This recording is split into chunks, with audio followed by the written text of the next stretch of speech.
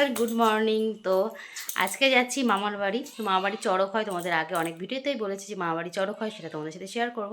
তো আজকে ঘাট, তো আজকে আমরা মামার বাড়ি যাচ্ছি। তো দেখো এখানে এই যে আমার কিন্তু ব্যাগ রেডি হয়ে গেছে, তো ব্যাগ রেডি। আর এখানে এই যে আমার সোনাও কিন্তু রেডি হয়ে গেছে। একটু পরে টোটো আসলে আমরা বেরিয়ে পড়বো। তো চলো, চড়কের সব কিছু শেয়ার করবো। চড়কে ওখানে কী কী হয় না হয়। আজকে ঘাট প্রথম দিন, মানে 3 দিন 4 দিন অনুষ্ঠান হয় পয়লা বৈশাখ ধরে। তো 4 দিন প্রত্যেক দিন কী কী হচ্ছে, কী অনুষ্ঠান হচ্ছে, সব কিছু তোমাদের সাথে শেয়ার করবো। তো তোমরা অবশ্যই আমার পাশে থেকো। তো চলো মামাবাড়ি যাওয়া যাক, টোটো আসলে চলে যাবো আমরা মামাবাড়ি। তারপর মামাবাড়ি গিয়ে আবার তোমাদের সাথে দেখা হচ্ছে। তো হ্যালো সকল বন্ধুরা, আমি চলে এসেছি মামার বাড়িতে। এই যে দেখো, এই যে আমার এখানে পিছনে মামার বাড়ি মন্দির আছে। তো চলো মন্দিরটা তোমাদের একটু ভালো করে দেখিয়ে দিই। আর এখানে প্যান্ডেল হচ্ছে আর পুজো হচ্ছে। চলো সেগুলো তোমাদের সাথে শেয়ার করে কী কী হচ্ছে না হচ্ছে। এই যে ভোলে বাবা সুন্দর করে কালার করেছে, রং করেছে। আর এই যে আমার বড় মা। তো চলো এবার পুজো হচ্ছে, সেখানে যাই আমরা। দেখো এখানে এই যে দিদা মনসার তলায় দুধ করা দিচ্ছে। তো এটা কিন্তু আমাদের মানে বাড়ির পাশের থান। তো তারপরে সন্ধ্যাবেলা এই যে এখানে কিন্তু সেলের মেলা হচ্ছিলো আমাদের বনগাঁতে। তো যাদের বাড়ি বনগাঁয় তারা অবশ্যই জানো। তো সেলের মেলা একটু ঘুরে এসেছিলাম। আর আজকে কিন্তু টবাজারে প্রচুর ভিড় ছিল। তো তারপরে যে সকল সন্ন্যাসীরা চলে এসেছে। এখানে কিন্তু সব সন্ন্যাসীদের উত্তরে দেওয়া হচ্ছে। তো এবছর কিন্তু আমাদের এখানে সন্ন্যাসী হয়েছিল 73 জন, মানে এবার অনেক সন্ন্যাসী হয়েছিল। এই যে দেখতে পাচ্ছ তোমাদের দাদাভাই ওখানে কিন্তু উত্তরে নিয়ে নিচ্ছে। তোমাদের দাদাভাইও কিন্তু চড়ক করেছিল এবছর।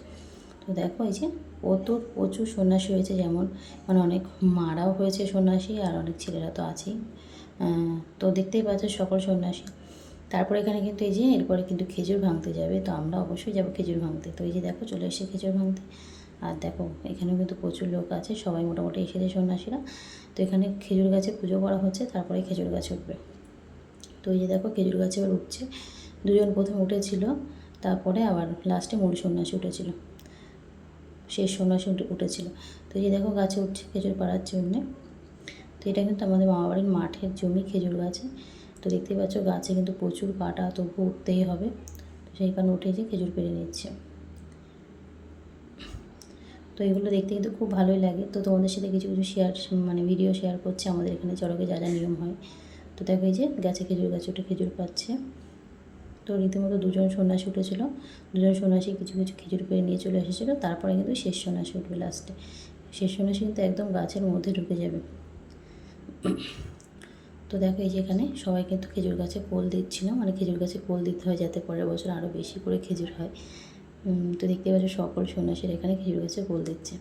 তারপরে এই যে শেষ সন্ন্যাসী গাছের মধ্যে উঠে যাচ্ছে, একদম গাছের মাথায় উঠেছিল, ওখান থেকে একদম এক কান দিয়ে খেজুর পেড়ে এনেছিল। তো দেখতেই পেলে আমাদের এখানে ঘাটের দিন কী কী নিয়ম হয়, তোমাদের সাথে কিছু কিছু নিয়ম শেয়ার করলাম।